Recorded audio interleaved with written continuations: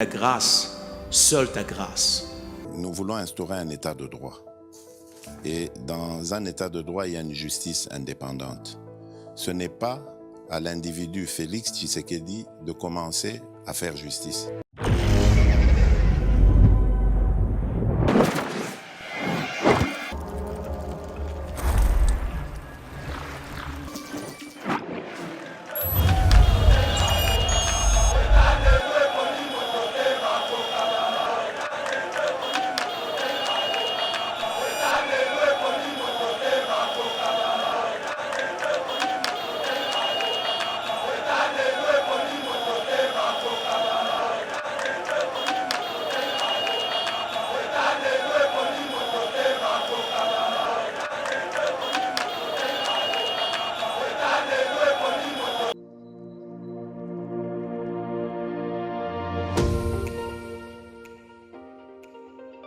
La République démocratique du Congo est un géant au cœur de l'Afrique.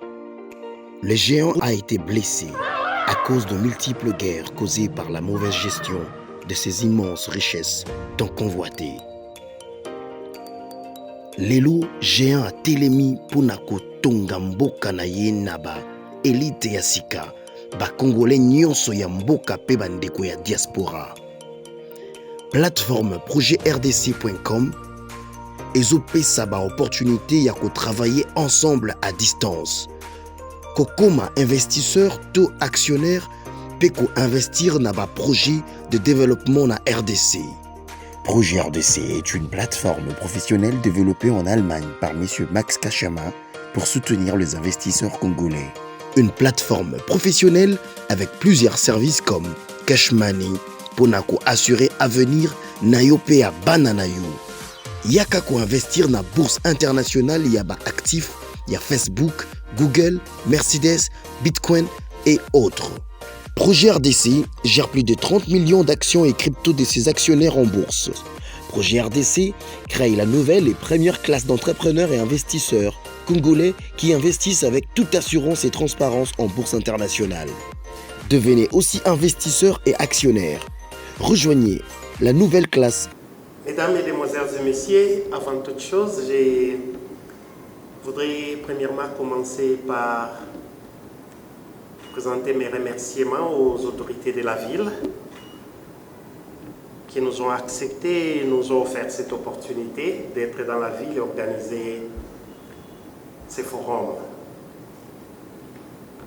Dans la même ordre d'idée, je remercie sincèrement Madame le DG de l'Office national du tourisme ici présent. Merci Madame pour votre présence. Nous remercions également les partenaires qui sont dans l'aviation. Nous remercions les tour opérateurs et agences de voyage et les autres prestataires dans les secteurs du tourisme, nos amis du média ici présents et tous ceux-là qui nous suivent par d'autres moyens tels que sur Internet. Je m'appelle Didier Baye Mbombo et je suis expert du tourisme pour l'Afrique et les pays de l'océan Indien.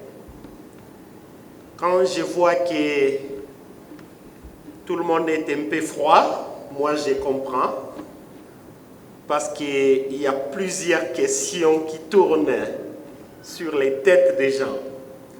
C'est quoi ça, ramener le tourisme de la République démocratique du Congo au niveau international? Qu'est-ce qu'il veut exactement dire? Comment faire? Bien, premièrement, je vais vous dire que ramener le tourisme de la RDC à un niveau international est possible, fort possible, très possible. Mais c'est juste le début d'une marche que nous allons faire ensemble. Et nous allons étaler et élaborer les différentes parties. Parce que le tourisme tel que nous le connaissons tous constitue un outil de développement pour plusieurs pays. Et on parle des pays développés ou les pays en voie de développement, le tourisme en fait partie. Plusieurs questions se posent. La RDC, à quand l'épanouissement du tourisme? Et pourquoi le tourisme n'est pas là où il devait être?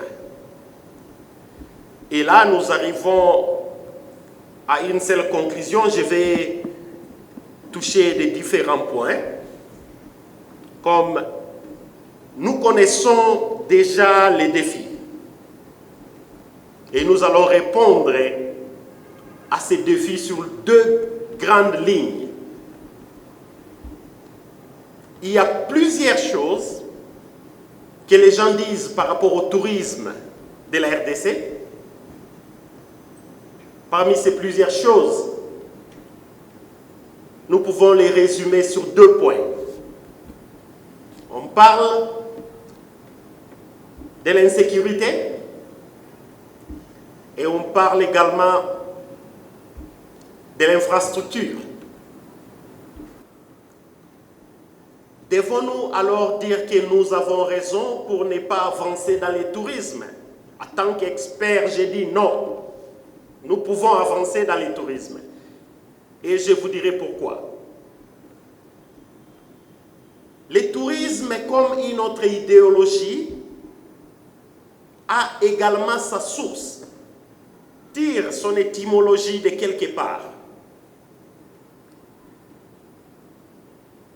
Si nous voulons comprendre c'est quoi l'histoire, peu importe la branche ou les sujets de l'histoire, mais elle se résume telle qu'est une science qui étudie le passé de l'homme depuis son apparition sur la Terre.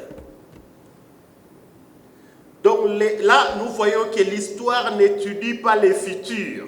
Qu'est-ce que nous allons faire? Tout ce que l'histoire étudie, c'est le passé. Peu importe les fonds. Le tourisme également, comme une philosophie, tire son étymologie quelque part. Et le manque de respect de ces mots ou des principes des mots tourisme a fait que la RDC soit là où elle est aujourd'hui. Sans l'avancement dans le tourisme. D'où vient l'étymologie du mot tourisme? Ça vient du mot tour. Et nous savons tous que lorsque nous ajoutons les suffixes isme sur les mots, ça crée une philosophie, ça crée un concept, ça crée une idéologie. Par exemple, lorsque nous parlons de la nation et on ajoute les suffixes isme, on parle de nationalisme. On parle de la patrie, on parle de patriotisme. On parle du social, on parle de socialisme. Et la liste continue. Le mot tourisme vient du mot tour. Et qu'est-ce que nous attendons par tour? Les mouvements, les déplacements, les voyages actuellement. Parce que lorsque le tourisme a commencé en 2720 Jésus-Christ, en Égypte, le tourisme a même été créé avant la fabrication de pneus. Donc il n'y avait même pas de roues. Mais il y avait le tourisme. Voilà pourquoi j'ai dit, est-ce que le manque d'infrastructures veut absolument dire que le tourisme ne doit pas marcher? Et j'ai dit non. Il ne faut pas mal me comprendre ou m'interpréter. Je ne dis pas qu'on ne doit pas développer l'infrastructure. Pas du tout. Ce n'est pas ça que je sais que j'ai dit. Parce qu'actuellement, il y a des coins du monde, peu importe le développement, pour y arriver, les touristes qui y vont doivent prendre les vélos, doivent prendre la pirogue, ou encore entrer dans certains sentiers à pied pour y arriver. Mais qu'est-ce qui fait que malgré cela, le tourisme soit toujours un blocage? Alors cela provient du mot tour. Le tour est limité. Avec le développement du monde, de la technologie Et maintenant qu'il y a des frontières, maintenant que nous avons des passeports, maintenant qu'il nous faut des visas, nous voyons que les pays qui sont devant la RDC ont d'ailleurs un régime de visas très flexible, très amical pour attirer les touristes.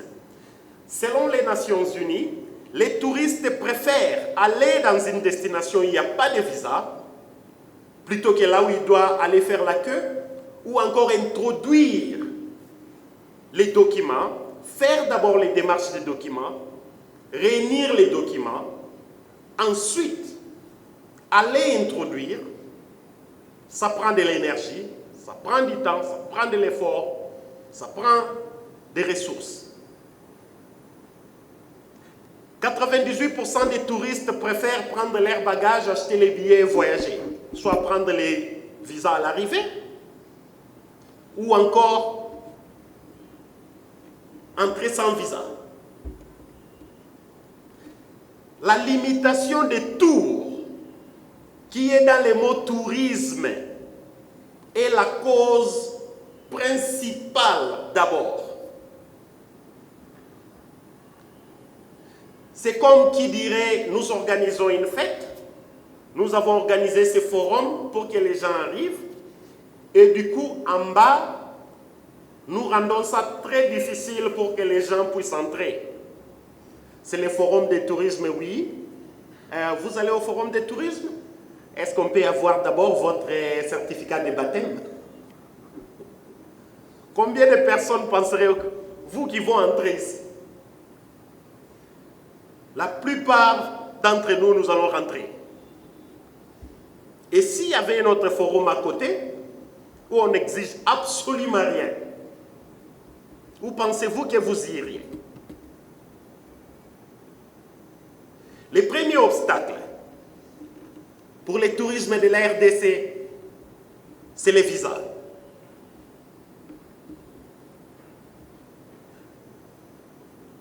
Quand nous rentrons en Afrique, la RDC est le pays qui partage la frontière avec 3 pays qui figurent dans les 10 premiers pays africains de tourisme, comme destination les plus préférées de tourisme. Il y a le Rwanda, il y a l'Ouganda, il y a la Tanzanie. Nous partageons la frontière avec ces 3 pays. Idéalement et naturellement, nous sommes censés de bénéficier de l'écoulement des touristes qui visitent l'Ouganda, la Tanzanie, le Rwanda. Ils devaient idéalement et naturellement entrer en RDC. Mais ils ne sont pas capables. Je vis des photos, les amis d'autres pays africains m'ont envoyé, de l'autre côté de lac Kivu, pour dire que derrière nous ou de l'autre côté, ce que vous voyez, c'est la République démocratique du Congo. Ce n'est pas qu'ils ne voulaient pas ou ils n'ont pas envie d'y entrer, mais parce qu'ils n'ont pas de visa, ils ne peuvent pas. Et c'est même compliqué d'essayer de prendre ça à l'entrée ou à la frontière. Et ceci se justifie par les accords que d'autres pays sont en train de faire. Nos voisins, l'Ouganda, Rwanda, Kenya, ont des accords, des partenariats, les accords qu'ils ont mis en place juste pour augmenter les opportunités d'un pays à l'autre par rapport au tourisme. Que ce soit domestique, régional, continental ou même international.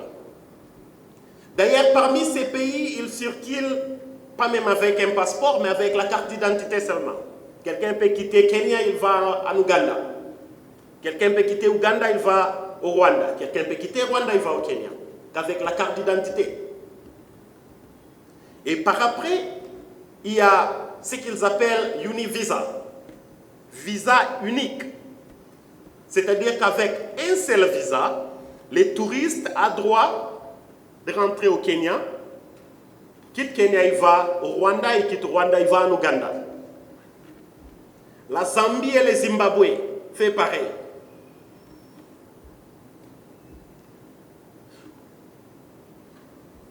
Pour nous qui sommes chrétiens, qui croyons à la Bible, quelque part, le Seigneur Jésus a dit, vous serez mes témoins en Jérusalem, dans toute la Judée, dans la Samarie et jusqu'aux extrémités de la terre. Et selon les géographes, il a commencé d'abord là où ils étaient, là. Le développement du tourisme commence d'abord dans la sous-région, dans cette région, dans cette contrée, dans les continents, et par après, ailleurs, partout dans le monde. Nous sommes un pays qui vit des mystères que nous ne comprenons jamais. Étant partie de la SADC, par exemple, sur les 16 pays, la RDC est le seul pays qui a besoin de visa pour se déplacer, soit payer les visas à l'arrivée, ou encore faire la demande avant. Alors que les restes circulent sans visa. Comment allons-nous profiter? Qu'est-ce qui peut vraiment faire que les citoyens de tous ces pays n'aillent pas là où ils ont le droit d'entrer gratuitement pour venir chez nous? Ils doivent d'abord aller faire la queue pour les visas. Mesdames et messieurs, là nous comprenons tout de suite que nos principes d'ailleurs de visa ne sont pas convenables pour le tourisme. Il y a un terme assez courant qui s'est dit récemment, c'est que le monde entier est en train de devenir un village global. Ce que cela veut dire, c'est que tout le monde est en train de se rapprocher. Et non de se séparer. Et non de s'éloigner de tout le monde. Je vous donne encore un autre exemple avant de passer dans l'autre point. Comment ce régime de visa ne nous fait pas du bien comme Congolais. L'autre fois, j'ai parlé avec la communauté des médecins congolais en Afrique du Sud. Et ils ont dit que la raison pour laquelle nous sommes rarement mentionnés comme les meilleurs médecins, c'est que lorsqu'il y a un appel d'intervention dans d'autres pays, nous sommes les derniers à y arriver. Pourquoi? Il y a des cas sérieux, par exemple au Botswana, et le Botswana appelle l'Afrique du Sud pour dire qu'on a besoin de médecins spécialistes dans telle science ou tel cas. Et c'est le médecin tanzanien qui prend ses bagages rapidement, c'est celui de Malawi, Mozambique et autres. Le médecin congolais doit commencer d'abord par chercher, numéro 1, où se trouve l'ambassade de Botswana. 2, quelles sont les conditions d'octroi de visa? 3, aller introduire et attendre. Et pendant tout ce temps, les malades ne doivent pas attendre. C'est pareil avec les médias, c'est pareil avec les événements. Et les Congolais manquent à cause du manque de flexibilité de déplacement. Récemment, on parlait de l'occupation, la place que la RDC occupe dans la SADC, ou va occuper bientôt. Mais chaque opportunité qui se présente doit également s'aligner par rapport au tourisme. Est-ce que cette opportunité-là, ce classement, nous occupons la vice-présidence de la SADC. Et pourquoi n'avons-nous pas les mêmes opportunités que d'autres membres de la SADC? Sans accès facile, le tourisme est difficile et presque impossible. Parce que nous n'allons pas nager à contre-courant. Voilà pourquoi nous faisons appel à nos autorités de bien vouloir nous aider dans ce sens-là. Car si nous allons dans d'autres pays, peu importe ce que nous parlons de la RDC, pour attirer le tourisme, mais s'ils ont la nuit pour entrer dans les pays, c'est un problème sérieux. Voilà, là, les visas, vous comprenez très bien que le tourisme, l'étymologie du mot, tire sa racine du déplacement. S'il n'y a pas la liberté de déplacement et de mouvement, donc le tourisme devient déjà presque impossible. Point 2, je vais partir sur ce que nous appelons FAQ, Frequent Asked Questions, dont j'ai parlé infrastructure et insécurité.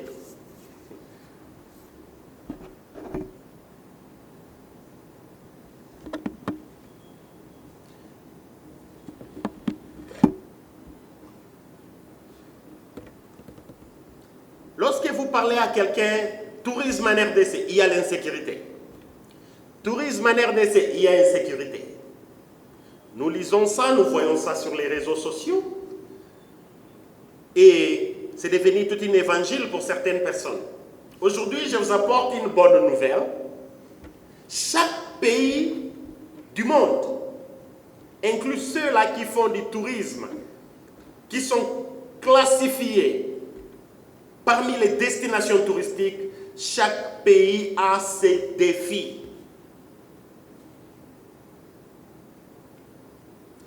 Nous n'allons pas identifier la RDC par rapport à un coin, une poche du pays. Nous n'ignorons pas ce qui se passe à l'est du pays.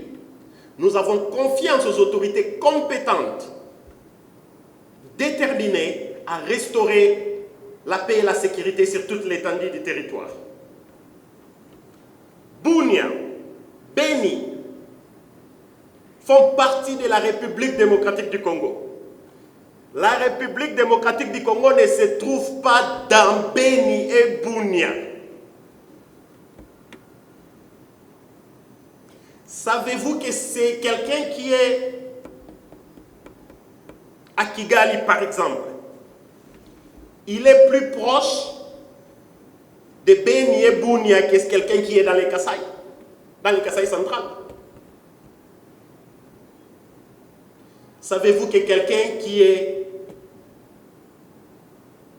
à Kampala est plus proche que quelqu'un qui est à Kinshasa par rapport à Bunia? Et si réellement il y a du danger, ceux-là sont plus proches du danger que nous, ici à Kinshasa. Mais ce n'est pas ça le cas. Je veux juste que nous puissions raisonner et réfléchir ensemble.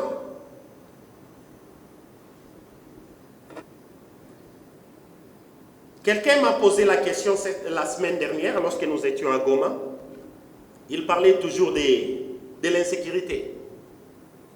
Je lui ai posé la question, pouvez-vous me dire combien, je sais que ça ne va pas être un nombre exact, un chiffre exact, mais pouvez-vous me dire pour l'année 2020, à peu près combien de personnes ont été tuées à l'est de la République démocratique du Congo?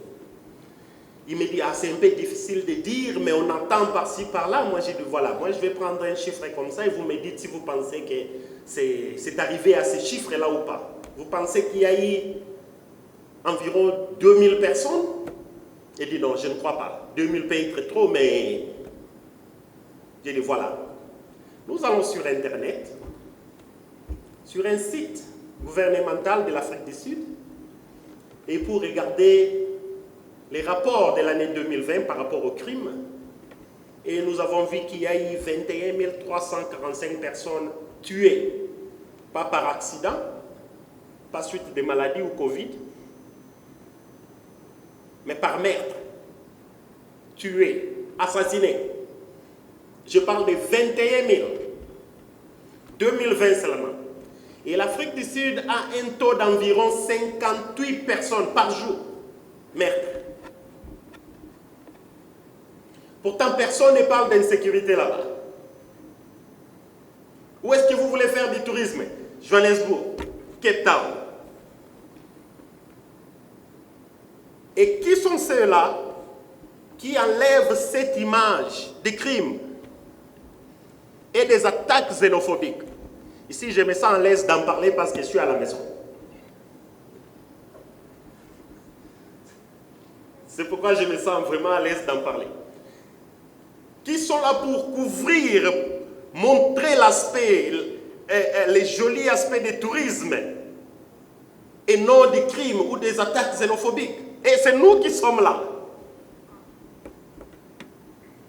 Dès qu'il y a des attaques xénophobiques ou un officiel d'un pays quelconque qui a été attaqué, c'est dans les médias et directement on est contacté pour aller dans les différents pays et aller montrer l'autre aspect du pays.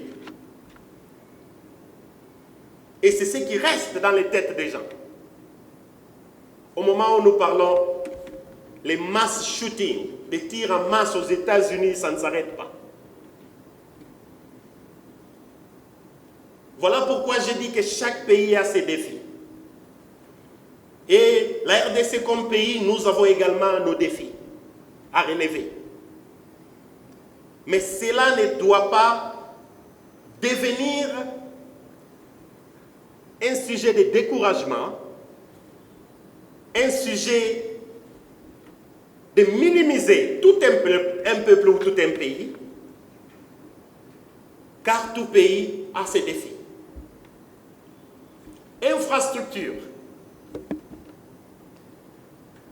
L'infrastructure n'appartient pas au tourisme seulement. L'infrastructure est nécessaire pour tout pays, pour chaque domaine. Et la construction d'infrastructures n'a pas de fin. Les pays assez avancés, assez développés, continuent toujours à faire des infrastructures, à aménager, à développer. Ce qu'ils avaient fait 20 ans passés, maintenant ils réalisent que c'est plus ça, on veut faire mieux.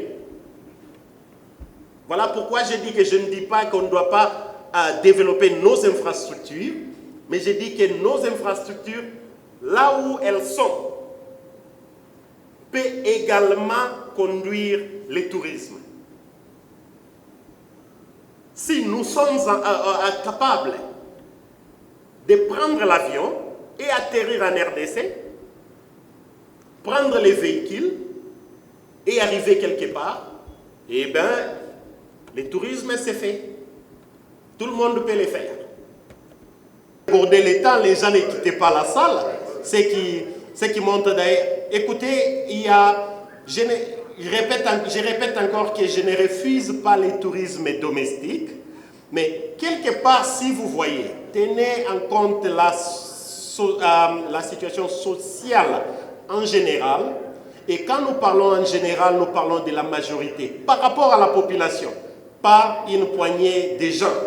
S'il faut estimer, par exemple, s'il faut estimer, et ça nous nous basons généralement aux statistiques publiées par la Banque mondiale et autres, par rapport au pouvoir d'achat. Donc c'est un débat que nous risquons d'orienter dans un sens carré et particulier plutôt que général. Les touristes congolais, moi je vous dirais que les touristes congolais font partie des 3 premiers touristes souhaités grandement par le tourisme sud-africain. Après les touristes angolais, parce qu'un touriste angolais a le pouvoir d'achat de 6 touristes, suivi par le Nigeria et la RDC, en termes de dépenses. Oui, mais ce qui veut dire que s'il peut faire comme ça à l'extérieur, il peut faire bien au pays. Donc, c'est-à-dire qu'ils ont moyen le pouvoir d'acheter. Mais par contre, quand nous regardons maintenant les statistiques, nous voyons que combien de Congolais voyagent dans la même ordre d'idée par rapport aux Nigériens et les Angolais. On trouve que le nombre est trop peu par rapport aux Angolais et les Nigériens. Lorsqu'ils dépensent, ils sont parmi les grands dépensaires, mais le nombre de touristes, les Congolais restent encore minime par rapport à la population des Congolais. C'est cela qui a problème. 80 à 100 millions d'habitants et on compte environ moins de 100 000 personnes. Par exemple, ce sont ces statistiques-là. Oui. Alors, ma pause, Madame le DG de l'Office national du tourisme, une fois de plus, grand merci pour votre présence et participation. Vous êtes témoin de ce qui se passe, de l'énergie qu'il y a dans le tourisme, de combien les gens veulent voir les choses changer dans ces domaines. Ce n'est qu'un début et nous allons faire ce trajet tous ensemble. C'est un grand plaisir d'avoir tout un chacun de vous dans ce forum. J'ai dit que je ne quitte pas tout de suite, je reste là. Veuillez, Madame le DG de l'Office national du tourisme, vous présenter sur le podium pour la fermeture officielle de la session avant la discussion et le débat. Merci. Vous improvisez là. Alors il n'y a pas de... Je vais garder mon masque. Hein, parce qu'il n'y a pas de... Oui, voilà. Ça va, donc je vais dire merci à tout le monde, en particulier à M. Beyeye pour cette initiative qui est très louable. Moi, je pense que ce genre de forum doit vraiment se pérenniser. Nous sentons le besoin qu'il y a. Vraiment, le débat, moi je pouvais rester, mais il y a des gens qui m'attendent au bureau. Et je vois déjà qu'il y a des bons, Madame Fifi, Madame Maman Tourisme, comme j'aime bien appeler Madame Marie-Ange. Alors, donc je sens, moi je pars d'ici rassurée, sincèrement. Hein, donc en tant qu'Office national du tourisme, je pars d'ici rassurée en voyant la détermination qu'a les patriotes, la détermination qu'a les experts du tourisme. Je vous appelle comme ça parce que vous êtes experts du tourisme. Donc je vous remercie du fond du cœur et je vous dis que la porte de l'ONT vous est grande ouverte. Vous venez quand vous voulez. Je sens que ça commence aujourd'hui. Voilà, je sens le travail qu'on a à faire. Je pars d'ici très flattée, très rassurée, me dire que j'ai une béquille. Vous êtes ma béquille. Parce que seul je ne pourrais pas, c'est ensemble avec vous. Donc je vous remercie encore une fois, M. Beyeye. C'est moi qui vous remercie. Je m'appelle Madame, vous vous présentez s'il vous plaît. Ah oui, je suis Madame Yongo Kendi Joly, directeur général de l'Office national du tourisme. Oui, exactement. Aujourd'hui, nous étions dans un forum sur le tourisme. Comment ramener le tourisme au niveau international. Quelles sont les pistes que vous avez sorties ici pour donner des solutions à ce problème? Oui, alors nous avons soulevé le problème, la problématique des visas. Déjà, donc nous avons tous suivi l'exemple qui a été donné. Nous sommes au centre et nous avons 9 pays limitrophes. Alors ces pays-là, eux, ils se sont entendus pour ne pas avoir de problème de visa. Mais nous, qui sommes au centre, nous ne bénéficions pas de ce genre de facilité. Donc ça nous interpelle à comprendre pourquoi est-ce que nous avons moins de visiteurs chez nous et ça nous interpelle à pouvoir faire comme les autres. Qu'est-ce qu'il faut faire? Qu'est-ce qu'il faut faire? Il faut prendre des accords avec les autres pays. Comment est-ce qu'ils ont fait? Il faut aller vers les autres pays, savoir qu'est-ce qu'ils ont fait pour avoir peut-être un visa commun. Il faudrait peut-être faire une marque Afrique, avoir un visa commun pour tous ces pays-là. Ce sont des solutions, quand même des pistes de solutions pour élaguer à ces problématiques. Ce forum, c'est déjà un début de mouvement. Oui, ce forum est très très important. Je l'ai dit tout à l'heure. Ça nous aide, ça nous interpelle. Ça nous donne des pistes de solutions parce qu'en tant qu'institution de l'État et l'Office national du tourisme, nous avons besoin aussi, les gens ne peuvent pas penser à ça, mais nous avons besoin aussi de ce genre de forum avec des experts du tourisme qui vont ailleurs et qui nous ramènent ce qu'ils ont vu ailleurs pour pouvoir élaguer aux problèmes de notre pays. En tout cas, ce forum, c'est un début. Comme je l'ai dit, ce sont des forums qui doivent être pérennisés, mais vraiment, peut-être chaque 3 mois, les avoir des vraies discussions et des vrais problèmes de notre pays et avoir des solutions adaptées à notre pays. Merci beaucoup. C'est moi qui vous remercie. Monsieur Didier Beyeye, bonjour. Bonjour, Monsieur Mitterranaya. Après la tenue du forum sur le thème ramener le tourisme de la RDC au niveau international à Goma, c'était le tour de la ville-province de Kinshasa. Et quels sont les défis auxquels se heurtent finalement les tours opérateurs, les agences de voyage et ainsi que tous les acteurs de ces secteurs, surtout au niveau de Kinshasa? Voilà, merci beaucoup pour cette question, messieurs les journalistes, les grands journalistes Mitterranaya. Vous étiez au forum, vous avez vu le feu et la chaleur et la passion que les tourisme, ce secteur du tourisme contient. Si nous l'amenons en termes spirituels, on dira qu'il y a trop d'onction et la puissance. Après Goma, où nous avons également réuni les acteurs du tourisme, ils se sont exprimés, vous étiez là, et c'était le tour de la capitale, la ville de Kinshasa. Les acteurs du tourisme se sont exprimés également. Nous pouvons tous retenir que les gens sont assoiffés et ils attendent la lumière touristique en RDC. Ils attendent l'expansion. Ils attendent les progrès en termes de tourisme en République démocratique du Congo. Nous avons tous identifié les défis, nous nous sommes mis d'accord et les grands défis que nous avons, c'est une grande barrière qui est donc les visas, qui n'est pas convenable ni favorable et il va à l'encontre du terme tourisme selon les explications que nous avions fournies, dont le terme tourisme tire son origine, qui est tout mouvement, circulation, voyage. C'est-à-dire, sans cela, s'il n'y a pas de mouvement, si on n'autorise pas que les gens entrent, que les gens viennent chez nous, donc le tourisme restera toujours un grand défi. Très bien. Et nous avons senti vraiment qu'il y avait de l'intérêt sur ces sujets et il y avait vraiment beaucoup de débats entre le tourisme domestique et le tourisme international. Vous, en tant qu'expert, vous avez pris parti pour quel côté? Pour le deux.